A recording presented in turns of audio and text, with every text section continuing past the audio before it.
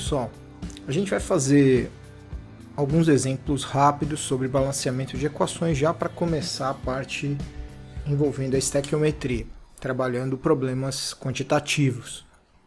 Então, estou colocando um primeiro exemplo aqui, estou colocando os nomes das substâncias, para você praticar um pouco da escrita de fórmulas. E aqui eu tenho uma reação entre hidróxido de ferro 3 com ácido nítrico, resultando em nitrato férrico, nitrato de ferro 3 e água. Então, aqui eu já escrevi a equação, né? Então você tem que praticar essa parte, você sabe disso. E aí como é que a gente vai para o balanceamento? Uma equação química, ela só vai ser útil para fins quantitativos, ou seja, para a gente fazer determinações de quantidades de substâncias que reagem entre si e de produtos formados, desde que ela esteja balanceada corretamente. Para ela estar balanceada corretamente, a escrita das fórmulas precisa estar também definida como correta, obviamente, certo? Então eu preciso me certificar que eu escrevi as fórmulas devidamente para então balancear a equação. Qual que seria uma estratégia?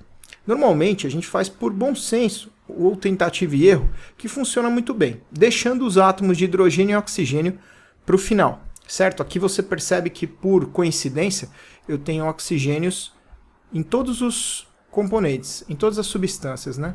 Tanto reagentes como produtos. Então não seria uma boa ideia começar olhando para ele. Assim, acredito eu.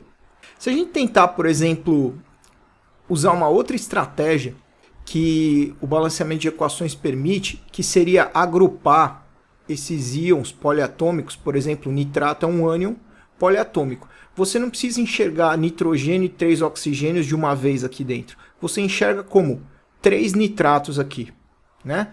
3 nitratos. Então, vou começar balanceando, por exemplo, aqui, ó, 3 nitratos. E aí, automaticamente, eu amarrei 1 nesse coeficiente, porque se eu fechei que eu tenho 3 nitratos nos produtos, agora com esse coeficiente 3 aqui, essa quantidade de nitratos, ela está balanceada. Então, esse coeficiente envolvendo o nitrato férrico ficou 1. Se eu tenho 1 para ferro aqui nos produtos, aqui automaticamente eu tive que trazer o coeficiente 1 também para manter a quantidade de ferro nesse balanceamento, nessa tentativa de balanceamento. Quando eu fiz isso, você percebe que eu já tenho 3 dos 4 coeficientes necessários para terminar a equação. E agora, você percebe que eu já tenho o oxigênio, por exemplo, ó, balanceado aqui nas 3 substâncias. Eu posso fazer essa aproximação. Posso usar hidrogênio também? Posso. Vou usar o oxigênio. Eu tenho aqui 3 oxigênios, 1 para cada hidroxila do hidróxido de ferro, mais 3 vezes 3, 9 aqui dessa parte do ácido nítrico, então 9 com 3 dá 12. 12 mols de oxigênio aqui nos reagentes. E aqui eu tenho 3 vezes 3, 9. Para dar 12, qual é o coeficiente que eu colocaria aqui na molécula de água? Já que eu tenho 1 oxigênio por mol de moléculas, ou 1 mol de oxigênios por mol de moléculas, então eu coloco 3. 3 vezes 3 aqui, 9, com mais 3, 12. E aí você fala assim, o hidrogênio se balanceou automaticamente, vamos conferir? Eu tenho aqui 3 hidrogênios do hidróxido de ferro, mais 3 aqui para o ácido nítrico. Então são 3 e 3, 6 mols de hidrogênio. Aqui 3 vezes 2 é o único produto com hidrogênio, é a molécula de água aqui, né? Então 6 mols de hidrogênio aqui. Perfeito? Você percebeu que nessa nossa primeira tentativa, começando pelo balanceamento dos nitratos, a gente chegou na resposta correta, no balanceamento correto, sem ter que tentar uma segunda vez. Bem, no segundo exemplo eu estou colocando aqui cloreto de bário, que reage com ácido sulfúrico e produz sulfato de bário e ácido clorídrico, certo? Você pensa sobre essas fórmulas olhando para a tabela periódica, usando seus compostos de referência para nomear e dar a fórmula. E aí a gente vai para a equação. Já está escrita aqui. Essa equação aqui, cloreto de bário reage com ácido sulfúrico, produzindo sulfato de bário e ácido clorídrico. como é que eu poderia começar esse balanceamento? Eu tenho quantidades diferentes. Se eu for ver imediatamente, sem ser oxigênio e hidrogênio, bário está igual, eu teria aqui, ó, no cloreto. Então eu tenho 2 nesse produto, nesse reagente, que é o cloreto de bário, e eu tenho um aqui no HCl, então meu coeficiente inicial iria nessa tentativa. Não sei se vai dar certo. Quando você fixa o 2 aqui e ele é o único produto que tem hidrogênio também, você já definiu a quantidade de hidrogênio de produtos. Então, nos reagentes, ela tem que ficar definida também. Como o H2SO4, ácido sulfúrico, é o único componente aqui com hidrogênio, é a nossa única substância que contém hidrogênio, e nós já temos 2 por mol de ácido sulfúrico, então esse coeficiente dele aqui automaticamente vem para 1, e eu fecho o balanceamento de hidrogênio por consequência. Não era a minha intenção.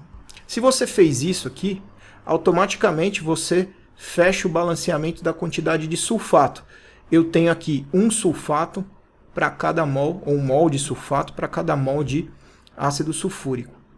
E aqui no sulfato de bário eu tenho um sulfato para cada mol de sulfato de bário. Então amarrei a quantidade de sulfato e automaticamente a quantidade de bário vai ficar definida também como sendo o coeficiente 1 ali para o cloreto.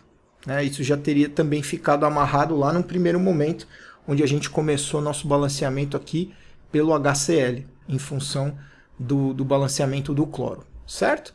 Então, a gente conferindo aqui, a gente vai ver que a gente chegou nos coeficientes provavelmente corretos, são os menores coeficientes possíveis inteiros, então nossa equação está balanceada.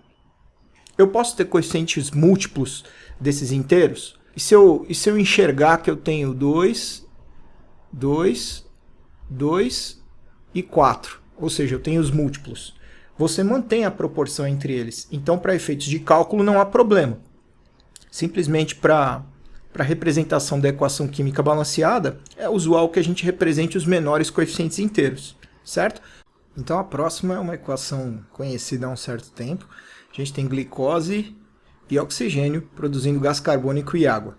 Então, eu vou para essa equação aqui, eu já tenho ela escrita, certo? Ela está logo abaixo dessa que a gente resolveu anteriormente. E a escrita da fórmula da glicose, eventualmente eu tenho que consultar.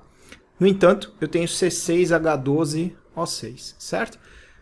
Eu vou evitar começar por hidrogênio e oxigênio? Vou. Então eu vou direto para o carbono. O carbono eu tenho 6 aqui, minha tentativa pode ser colocar o coeficiente 1 aqui na glicose. Então, se eu tenho o CO2 como único produto que contém carbono, e eu tenho 1 mol de carbono por mol de CO2, aqui eu preciso de 6 mols de CO2 para fechar o carbono, certo?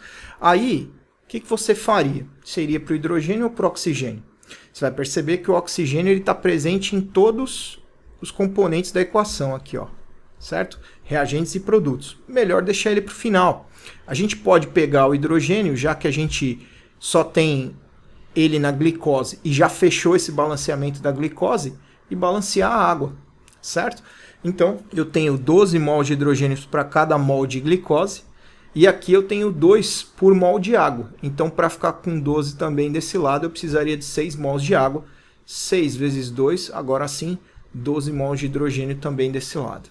E por fim, você já amarrou aqui um coeficiente, 2 coeficientes nos produtos. Então, agora você já fechou a quantidade de oxigênio nos produtos.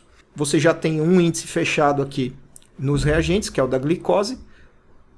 A diferença vai completar aqui o coeficiente estequiométrico do oxigênio. Vamos ver. A gente tem aqui 6 vezes 2, 12 oxigênios, ou 12 mols de oxigênios, no caso do CO2, mais 6 da água.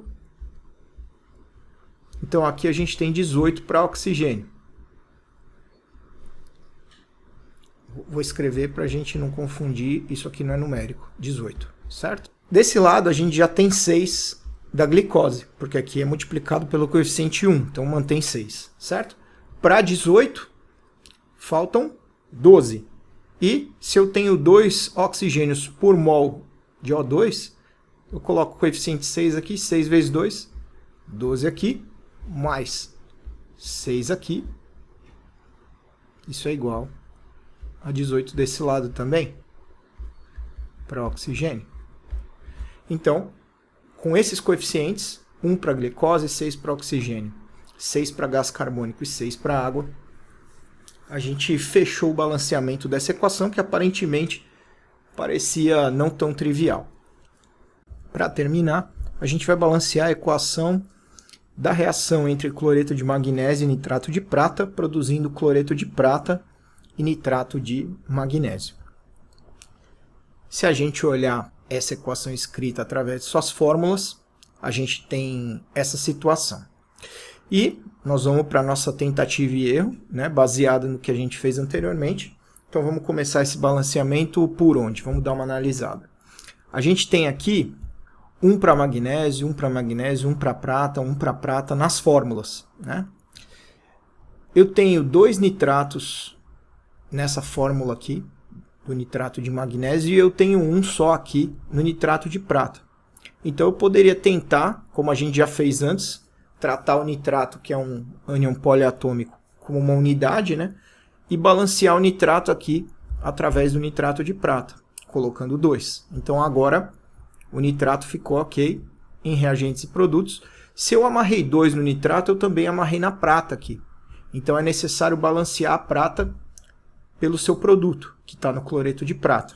Então eu coloco um 2 aqui nesse coeficiente. Se eu amarrei esse 2 aqui no produto, eu já tenho a quantidade também de cloro nos produtos. Então eu tenho 2 vezes 1 aqui na fórmula, 2 cloros, né? Ou cloretos, certo? E aqui eu tenho 2 também já. Então aqui parece que já está balanceado com o coeficiente 1. Para o magnésio fica ok. E a gente termina nosso balanceamento concluindo os coeficientes na primeira tentativa também. Ok? Agora é praticar.